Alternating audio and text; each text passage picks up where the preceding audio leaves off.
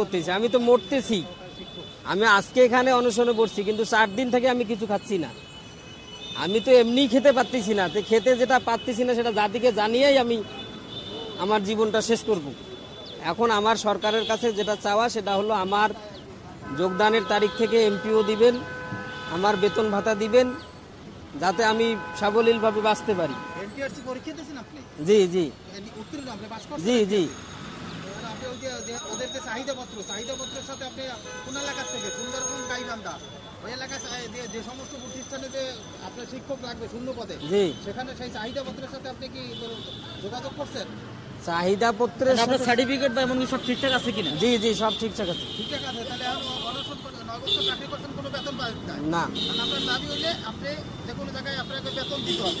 না, যে কোনো জায়গায় না, আমি যেই প্রতিষ্ঠানে চাকরি করতেছি ওখানে সরকার আমার নাম এমপিওভুক্ত করার জন্য অনুমতি দিছিলেন, ও প্রস্তাব বা- পাঠাইছে, অনুমতি দিছিলেন সরকার। সরকার অনুমতি দিয়েছে, তাই কাটলে কেন? এখন সরকার অনুমতি দিছে, কিন্তু সুপার আমার কাছ থেকে 5 লক্ষ টাকা চাইছিলেন। সুপার 5 লক্ষ টাকা চাওয়ার কারণে আপনার এখন ওইটা এখন আবার হয় নাই। এখন সুপার আমার ওই পদেই এনটিআরসি-তে নতুন করে চাহিদা দিছেন।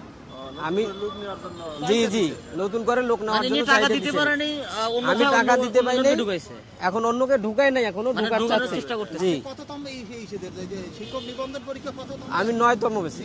নবম জি নবম। জি আচ্ছা, এখন আপনি কি চাচ্ছেন বর্তমানে আপনার? এখন আমি চাচ্ছি সরকার বিষয়টা দেখুক, আমার বেতন ভাতার ব্যবস্থা করা হোক, যাতে আমি বাঁচতে পারি সাবলীলভাবে। যদি সরকার আমাকে বেতন ভাতার ব্যবস্থা করে না দেয়, ওই মাদ্রাসা থেকে যদি আমি বেতন ভাতা না পাই, তাহলে তার চাকরিরও আমার বয়স নাই, যেহেতু আমার বয়স 35 পার হয়ে গেছে।